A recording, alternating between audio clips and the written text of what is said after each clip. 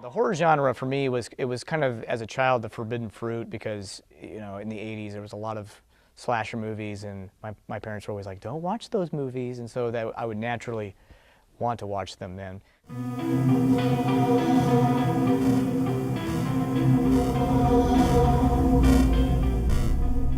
It built this fascination in with horror stories and things like that. So a lot of his storytelling is around that. As it got into junior high and high school, I started using the camera and actually making little short animations and films in high school.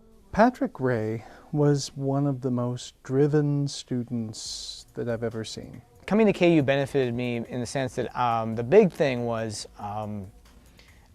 meeting people. I know that a lot of people will say, well, you don't have to go to film school to make films, and I don't agree, because I feel like through film school I was able to really meet with all the people that I've been collaborating with now for about 10 years. And so if I hadn't come to film school, I haven't met those people. He never really waited for deadlines.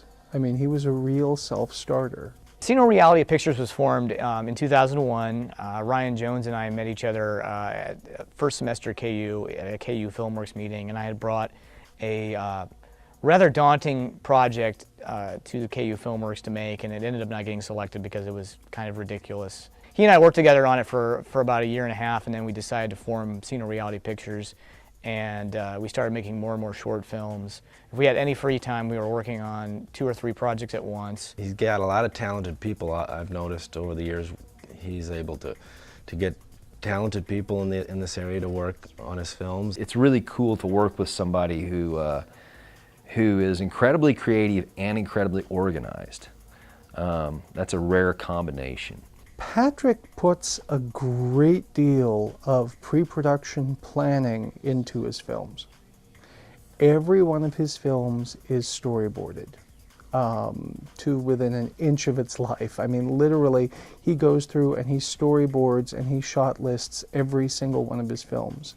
I was like, man, that's amazing. You get like this map of a movie. I mean, like, this would be easy to shoot because you know exactly what you need to get. And my experience with Patrick has been that he is the most organized director I've ever worked with. Probably the most organized creative person I've ever worked with. Of all the writing, producing, directing is obviously the one I like the most. And then it would probably be writing, and then producing third. But I typically do all 3. Directing for me is like I can focus on the shots, I can focus on the actors, and it's way more like, at the end of the day, I feel way more, fulfilled by it. Police in Wichita are looking for this man, Mr. Philip Davenport, age 31. He's believed to be at large in the metro area, and he's wanted in connection with the deaths of at least 12 women. So I think there's a buzz that's growing around this area, but the trick is having people stick around and not move away. It's just building a crew base and getting people excited about stuff, and I think that the people around here are still very excited about the idea of making films. I'm not going to end up like them. I'd rather be dead. I measure success by whether or not people react to the film in a positive manner. I think just getting the film made is sometimes feels like it's the best success in the world, because making a movie is so incredibly hard, and I commend anyone who ever tries it. He's learned over the years how to effectively use the festival circuit to raise money and to raise interest in his other film projects. The horror genre lends itself to working in a low budget.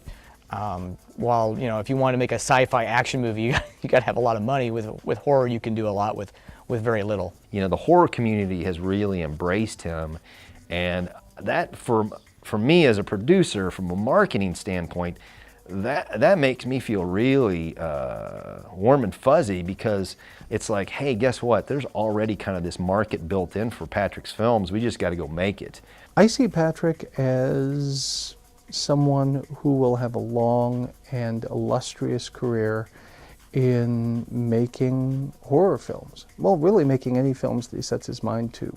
Future projects. Well, I have a film that I'm working on called Rhino, which is not a horror movie. It's a movie, a drama thriller about 2 drug dealers. And so there's this little bit of like tension that builds between them that turns into escalates into attempted murder, but I won't say much more about the script. We're always entertained by Patrick. He's just one of those dynamic personalities.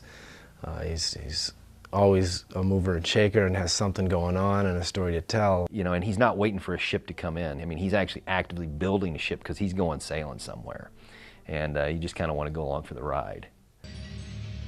I'll see you there.